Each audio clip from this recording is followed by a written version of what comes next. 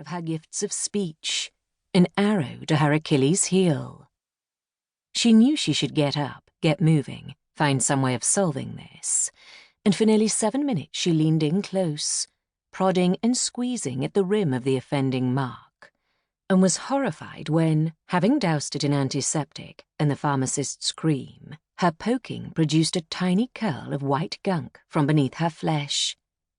It looked like cream cheese or old mayonnaise. The soft substance was less than 2 millimeters in length, but held close to her face, she could have sworn it was gigantic. The first sign of something alien, unnatural, a dead maggot of fat growing beneath her skin. She washed her hands 3 times and called her healthcare provider. "Hi, you're through to Full Life. My name is Harmony Meads. Please press 1 for upgrades and in-app purchases, 2 for technical support, 3 for..."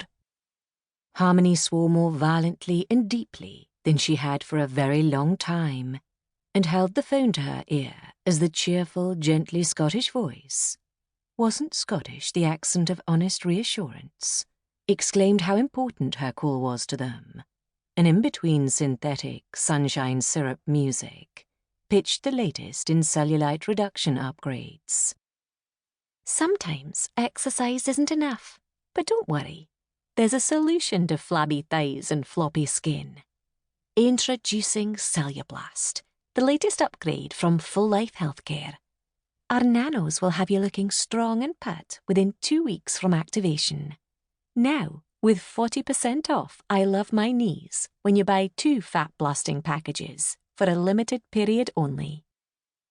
When Harmony finally got through to someone, she wasn't Scottish at all, but sounded brum and unhappy with her life choices. "You're through to Emily. How can I help you?" "Hi, my name is Harmony Meads. There's something wrong with my nanos." "Harmony Meads.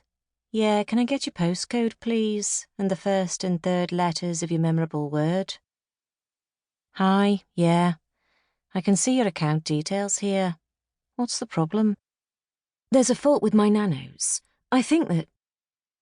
Now, for the first time, the magnitude of what she was saying hit her, and Harmony nearly slid into the toilet, where somehow she'd managed to plant herself at the exact moment that the call went through, caught between bedroom and bathroom mirrors. At the center of her soul, a darkness opened up, and the machines in the hospitals played their songs at her, and the fluorescent lights were pure whiteness overhead, and in her dreams the nanos were singing, singing, singing, as they ate her alive from the inside out. I have a spot," she blurted before the terror could take her. "I think that maybe... I tried running a diagnostic, but my control panel wasn't working. It keeps saying there's a login error. There was an incident a few months ago, a malfunction with my nanos. I had to go to hospital. There was an error in the programming, and now I have a spot.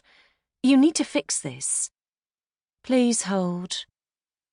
She was held in silence. No music, no ads, just the absolute silence that surrounds a shrouded iceberg on a moonless night, for nearly 6 minutes, and thought she'd been cut off and should try calling back, when Emily returned to the line. "Hi, yeah. I can see what the issue is. I'm going to transfer you over to debt management."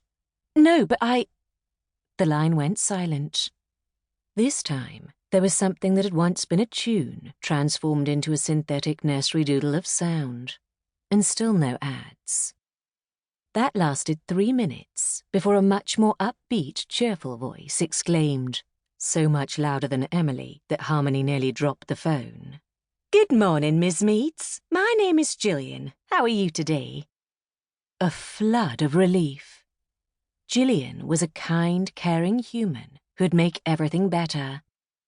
This was apparent from 12 words of Yorkshire chipper, 24 syllables of compassionate interest in all the problems of Harmony's life, which were, if she was honest with herself, legion. "I want to report a problem with my nanos." "Oh, no. What kind of problem?" I've got a spot."